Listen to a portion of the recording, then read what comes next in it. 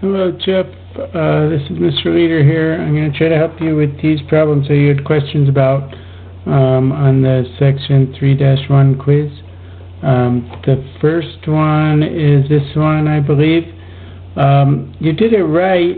The only thing, this one, you know that since it's a quadratic, it's got to factor two linear factors. And you know that this term here and this term here have to multiply to 3r squared. So the only two things they could be is you gotta have a 3r, because only factors of 3 are 3 and 1. So you have to have a 3r there and a 1r there, right? Just 1r. And then the two numbers that go here have to multiply to -12. So then you have a couple different options. You have 6 and 2. You have to think of all the factors of 12. So you have 6 and 2. And you know, since this is negative, one of those factors has to be negative and one has to be positive, right? And then we'll talk about the rest in a minute. So you have 6 and 2. And then you have 1 and 12, right? And then you have 4 and 3. So those are all the different numbers that could go here. Another way that I tell my students to do this, I tell them to make a box kind of that looks like this. You don't have to do it this way, but this can help them. Don't worry about the arrows. Those shouldn't be there. But you know that you put the 3r squared here, okay? And then you put the -12 down here in the box. And then you have to and then we already know that two things that multiply to 3r squared. One is 3r and one is r. Those go there. Then you have to figure out, okay, what multiplies to this -12, and those numbers are going to go here and here. Okay, so let's see. We can try a couple different things. We could try a 6 and a 2.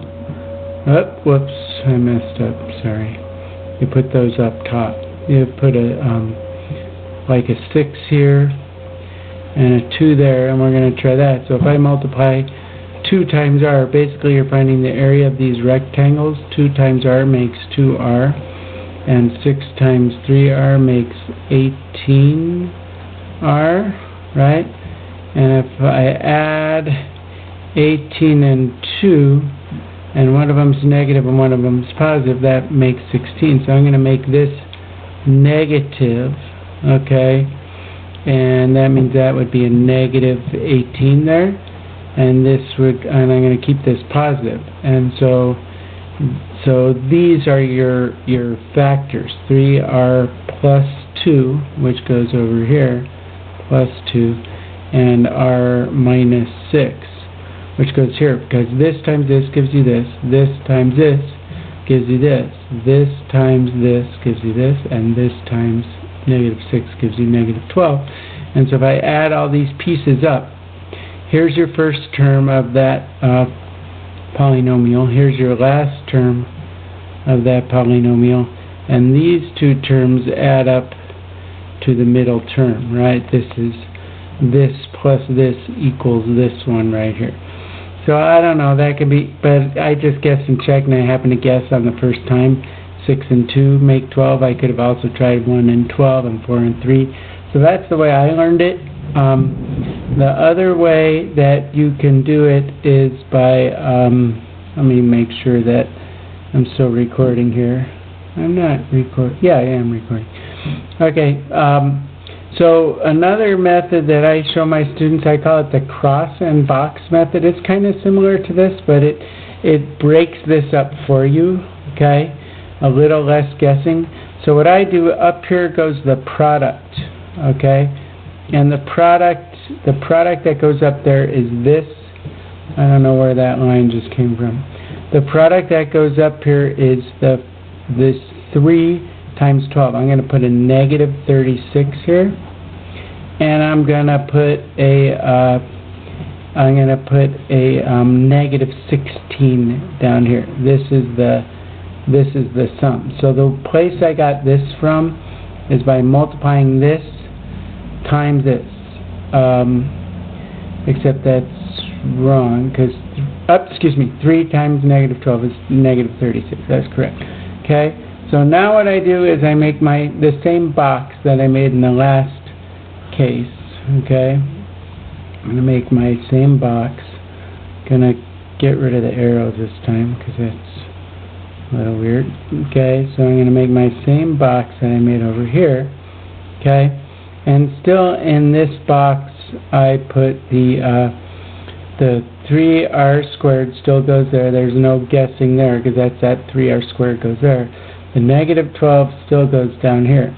And now, to figure out how to break these up, I look at these two numbers, and I say, what two numbers multiply to 36 and add to negative 16? Okay?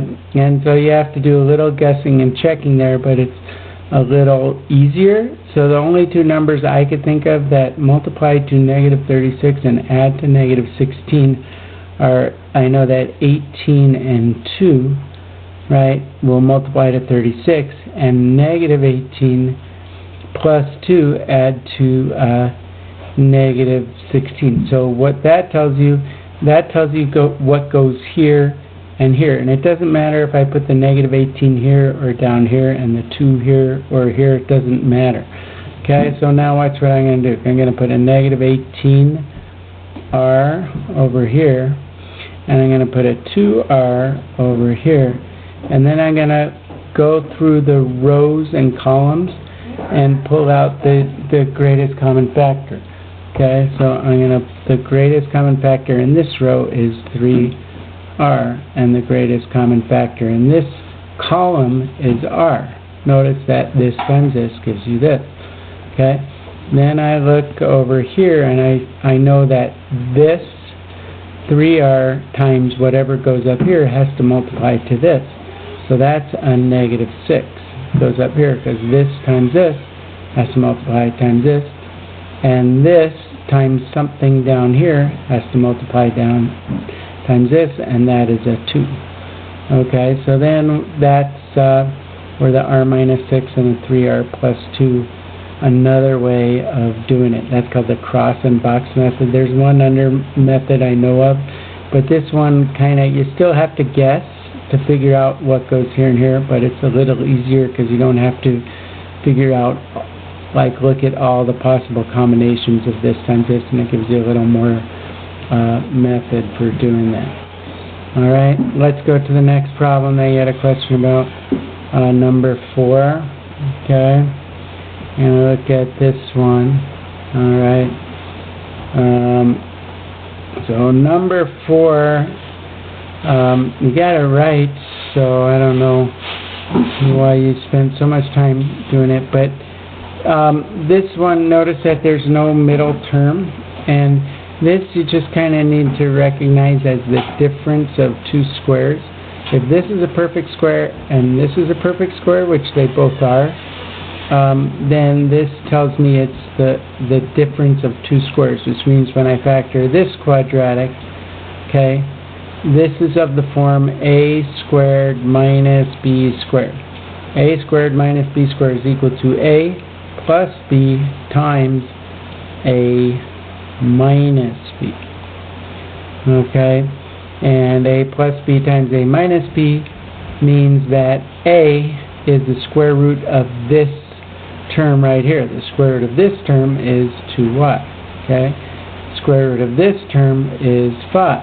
Right, and so one is plus and one is minus, so you have 2y plus 5 and 2y minus 5, and those are your two factors. That's called the difference of two squares.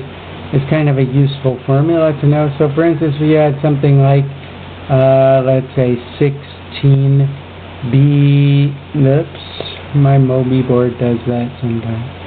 If you have something like 16b squared minus 9a, okay, squared, okay, these two are perfect squares, so I just have to look at that, and since there's no middle term, this factors to 4b plus 3a, because those are the square roots of this term and this term respectively, and this factor 2 is 4b minus 3a. I could have also used my cross and box method here, just to kind of show you, okay? I go this term times this term, which would have been negative 100, okay?